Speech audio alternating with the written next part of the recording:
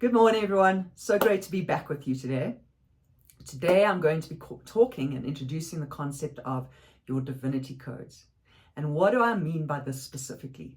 I believe personally that we all come in and we are all incarnate into our human vehicle, our human form, and human experience in order to unlock and unravel our divinity codes. And specifically, our specific divinity codes will be unique to us in that they will be set up that we will have to master certain things in our life. So what do I mean by this? The concept of divinity codes and mastery.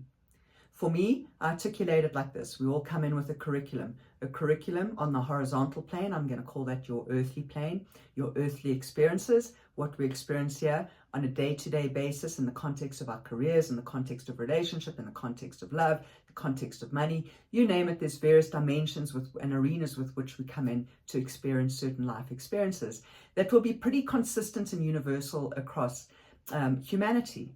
However, the codes of divinity that are encoded into us means that our particular experience within those certain arenas are going to be set up in a certain way in which we will have to master some of them.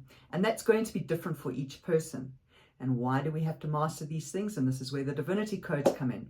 And this is where we go from horizontal to vertical.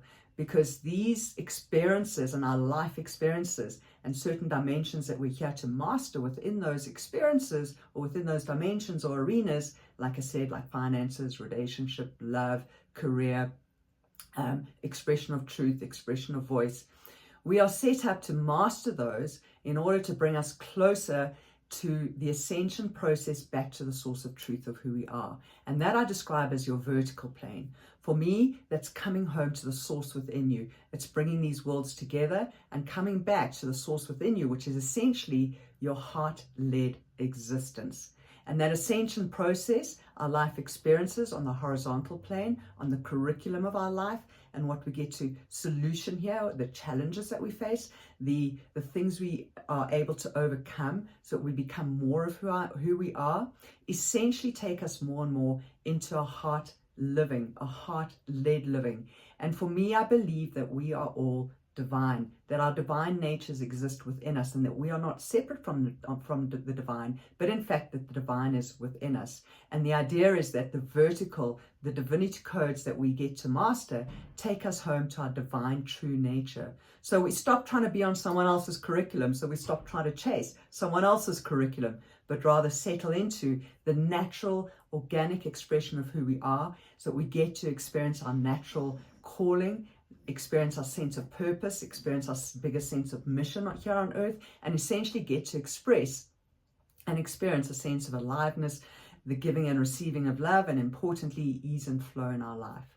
So let me just drop into this concept a little bit further. We want to express more of who we are. When we express more of who we are, in other words, our divine and spiritual gifts combined with our human gifts, we essentially are bringing more and more of our light into the world.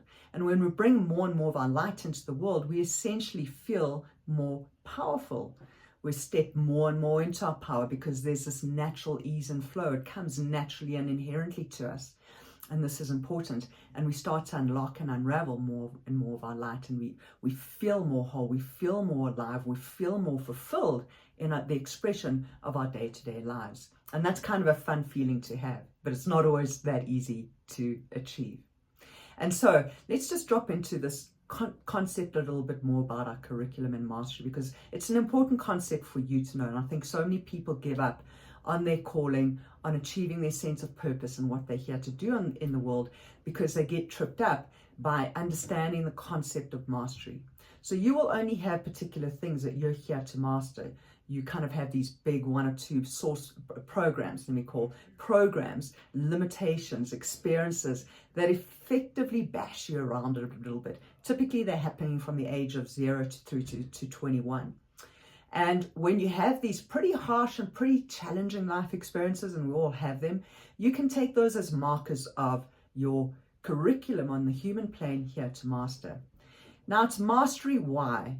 Because effectively, if you're just going to school and after school we go and study, for example, the best way to describe this is you go study and you are going into, in South Africa we did, specifically here, you go to college, we go to university and you do a 3-year degree. and you simply get your degree, right? It's a little bit challenging. It's not that challenging, and you manage to do it. Some of you do exceptionally well in certain subjects, and some subjects you don't do exceptionally well in. But all in all, you get your certification, and that says that you've been in your bachelor's. Then you might go on to say, okay, I want to do an honors degree. I want to take my learning and experience and equip myself slightly more with better learnings. Honors degree, slightly more challenging, requires a little bit more energy, a little bit more focus, where you probably could have partied a little bit in your first 3 years. You know, honors degrees, there's fewer people who do it, and now you've got to kind of chunk down and really focus and get the hang of it. You've got to effort a little bit more, you've got to get into your own resources, you've got to do a little bit more research, etc. And again, some of the subjects you're going to master and do really well in and get first in, some subjects you're not. But a master's degree, that's intense. The intensification goes up, the experience goes up, the time, money, energy, and effort that is required in the context of completing a master's is way more than doing an honors and doing your 3-year degree. Some of us go into the PhD experience. PhD is your doctorate. And so I mention this so that you understand that when you come into a life curriculum that is designed to unlock your divinity codes, it means that you're going to have to master certain key programs, certain key limitations, move beyond them, expand beyond them. They take you out of your comfort zone, they take you into the unknown, and this can be pretty terrifying. But the reality is, when you're studying a master's degree, you are asked to master a particular subject. You are asked to go deep into a particular subject. You're asked to come to know everything about that subject so that you overcome it, and that's so that when you're doing your master's degree and you're writing your thesis, you get to be the expert and the authority within the context of what that particular subject is and what the thesis is. And that's the same with your programs and your limitations and your particular master's degree that's set up on the human curriculum in order to take you into oneness and wholeness of and unlock your divinity codes so that you can express more of who you are. So to understand this, when you're coming up against challenges and you're looking at what are some of your potential things that you're here to master, this is not a form of punishment. This is a form to open more of your heart, to express more of your light, and to bring more of your expertise in so that you can become the authority in terms of how to overcome this challenge and typically show others how to do it as well. Some examples of mastery, for example, are in the finance world. So you might really struggle with finances, with really owning your wealth, coming into full abundance. And this might be a challenge for you. You might be in debt. You might find that you only earn a little bit, and it's something that you really desire, and it's always been something you really desire. Some of you might be in the love space of really wanting a beautiful relationship, but you find yourself in and out of a relationship, and it's really challenging to have a beautiful relationship, and you find it hard to get close to people and really open your heart to people. Some of you, it's in leadership, and so it's really stepping out in leadership in the context of taking people towards new things and stepping onto the center stage of your life. And even though that you have these big ideas and you're wanting to express things, you find yourself holding back. Some of you, it's with power and expressing the power and how powerful you are. And that really, as a youngster, you might have found yourself completely, really significantly powerful, hugely capable of various things. And then slowly over time, that power became diminished.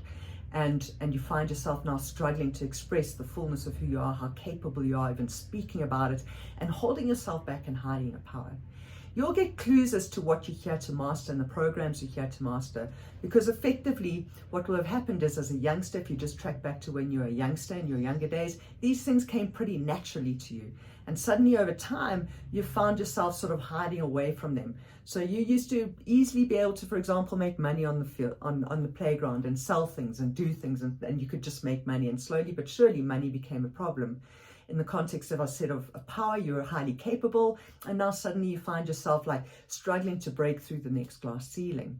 In love relationships, you might have found yourself easy sense of belonging when you're young, easy to love people, constantly surrounded people, and then suddenly you've kind of withdrawn and hidden and stepped back from it and find it difficult to open your heart, difficult to fully feel safe in a relationship, etc. And that's because certain life experiences into your adulthood would have kind of knocked you around a bit in terms of really painful experiences.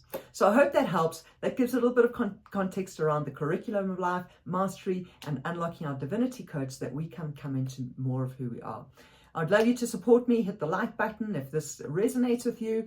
Also, please reach out to me, Center of Liberation. I am the Liberation Coach. I work with people to be fully embodied spiritual individuals and fully embody their spiritual lives and come into their sense of calling for a sense of aliveness, fulfillment. I work deeply into money patterns and transformation in the context of abundance and money, and just the context of transformation in the context of who you are and what you're here to express.